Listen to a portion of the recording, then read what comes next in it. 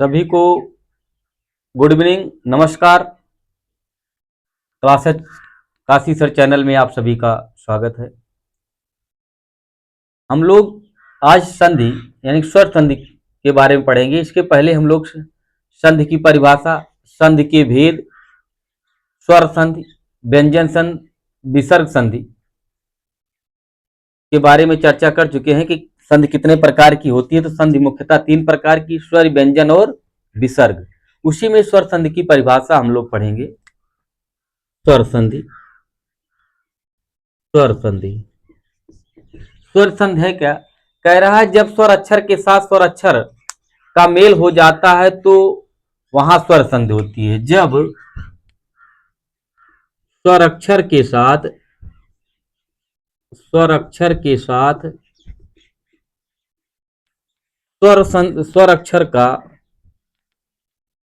अक्षर का मेल हो जाता है, मेल हो जाता है तो वहां स्वर संधि होती है। स्वर संधि होती है जब स्वर अक्षर के साथ स्वर अक्षर मिल जाता है तो वहां स्वर संधि होती है। जैसे देखिए,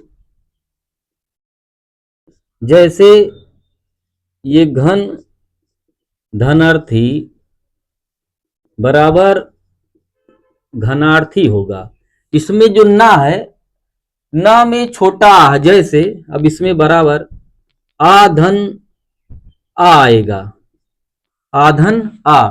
जैसे ना जो है ये इसमें छोटा आ रहा है और अर्थी में छोटा है, इसलिए दोनों मिलकर के क्या हो जाएंगे? बड़ा आ हो जाएगा। दोनों मिलकर के याद रखना, आधन आ बराबर बड़ा आ।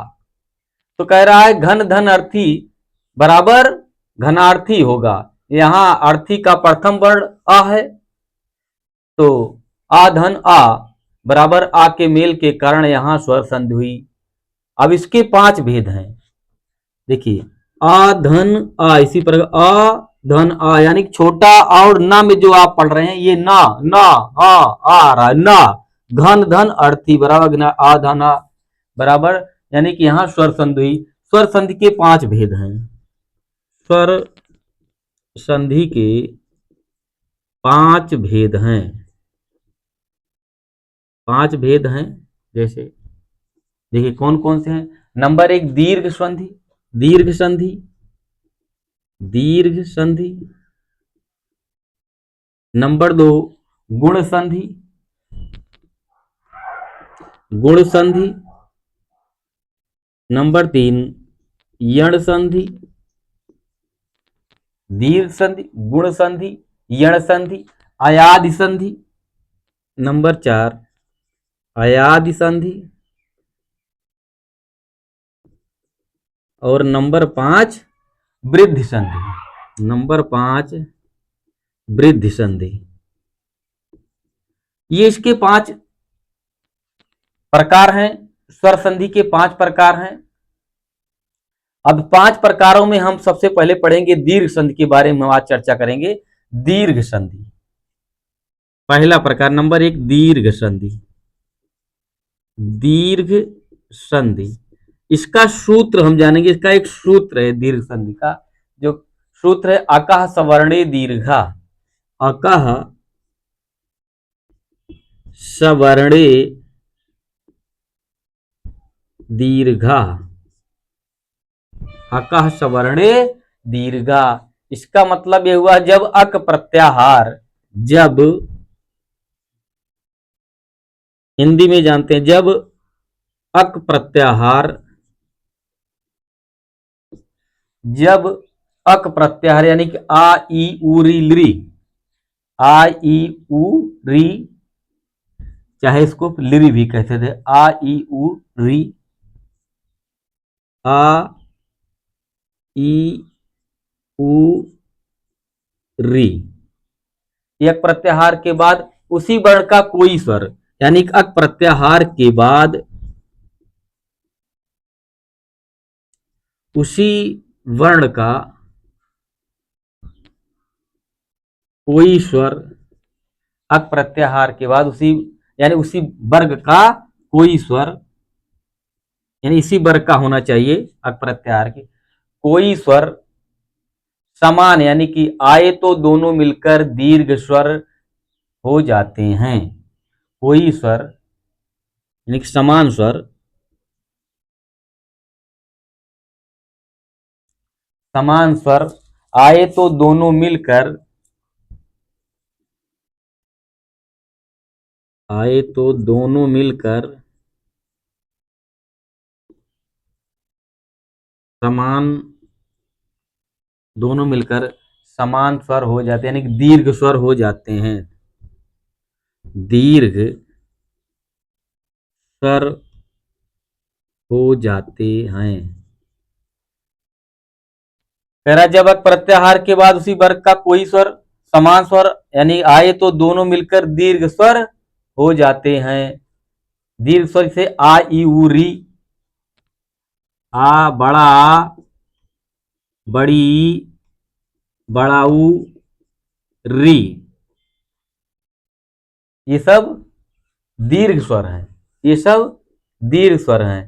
तो यहां दीर्घ संधि हुई, तो यहां दीर्घ स्वर संधि हुई, यहां दीर्घ स्वर संधि हुई, दीर्घ स्वर संधि हुई। जैसे देखिए, जैसे उदाहरण हम लोग देखेंगे फिर से, उदाहरण हम लोग देखेंगे।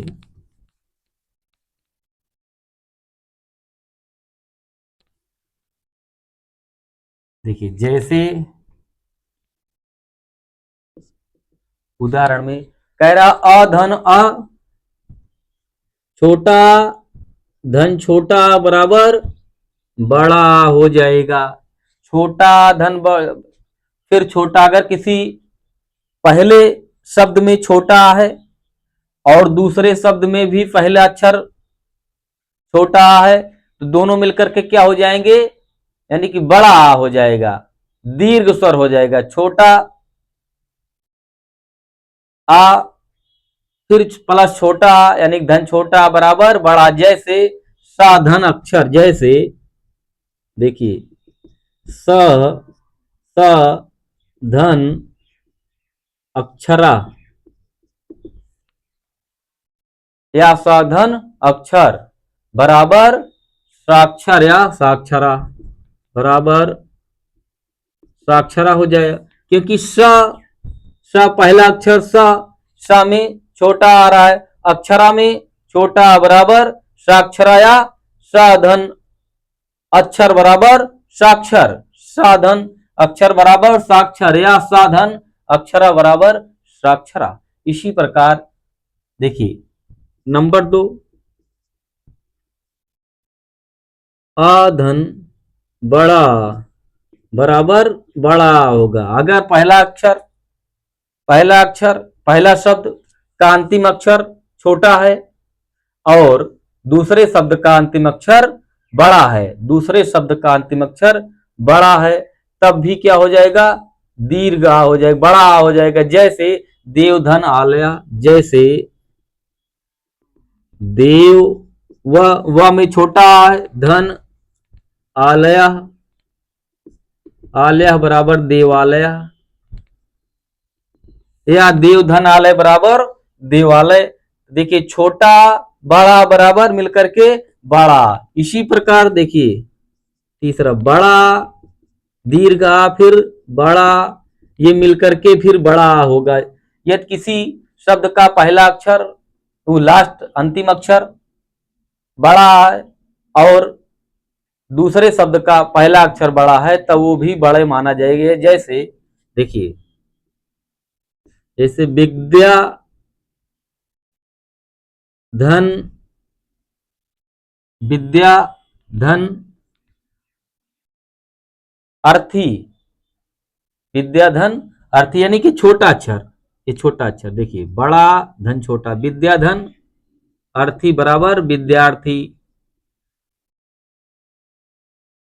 यदि किसी शब्द का पहला अक्षर बड़ा दूसरा अक्षर छोटा, पहला अक्षर बड़ा शब्द का यानी किसी शब्द का जो अंतिम अक्षर है वो बड़ा है बड़ा स्वर है, बड़ा आ है, और दूसरे शब्द का जो पहला अक्षर है वो छोटा है तब भी बड़ा आ होगा। जैसे विद्याधन, अर्थी बराबर विद्यार्थी। फिर देखते हैं, देखिए किसी शब्द का अंतिम अक्षर बड़ा, धन, फिर दूसरे शब्द का पहला अक्षर बड़ा, यहां भी बड़ा होगा।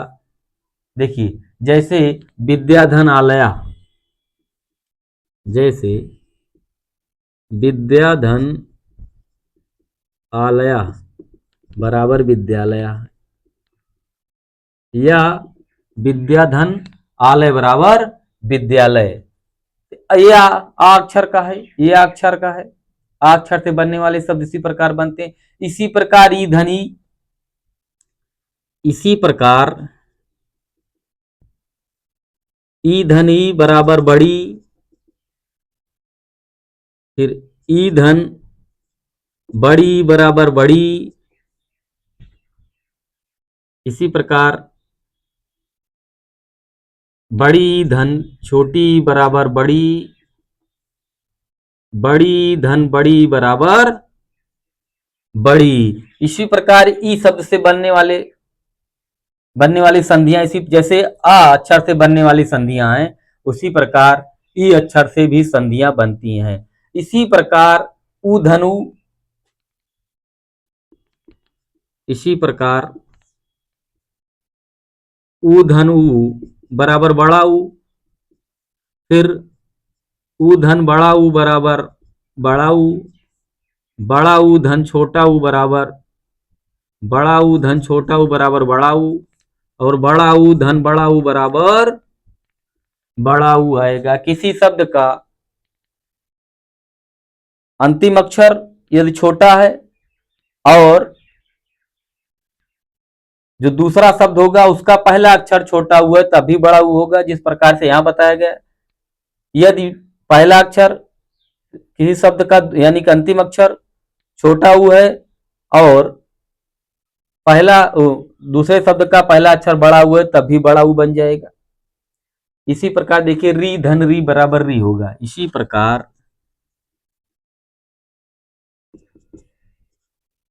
री धन री बराबर री होगा, री धन री बराबर री होगा। देखिए यहां या लरी होगा, री का लरी भी हो जाता है, यहां री का लरी भी हो जाता है, री का लरी भी हो जाता है, यानी कि री धन लरी आता है तो भी री होगा। री धन यदि री धन लरी आता है तब भी री ही होगा, री ही होगा। जैसे पितृधन ऋणम, जैसे पितृधन ऋणम बराबर पितृणम, पितृणम,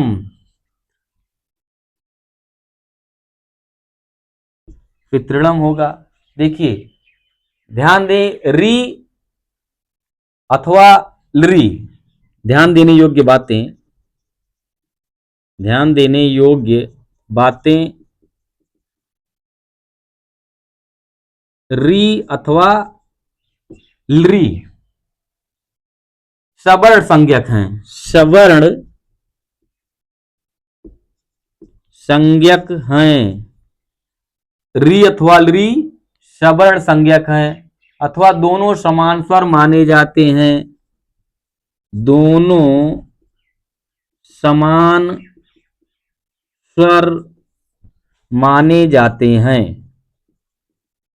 दोनों समान स्वर माने जाते हैं। तो ये स्वर संधि थी, स्वर संधि की परिभाषा आपको बताई गई और उदाहरण भी यही स्वर संधि का है कि यदि स्वर अक्षर और स्वर अक्षर का मेल होता है तो वहां स्वर संधि बनती है। आप इसको नोट कर सकते हैं।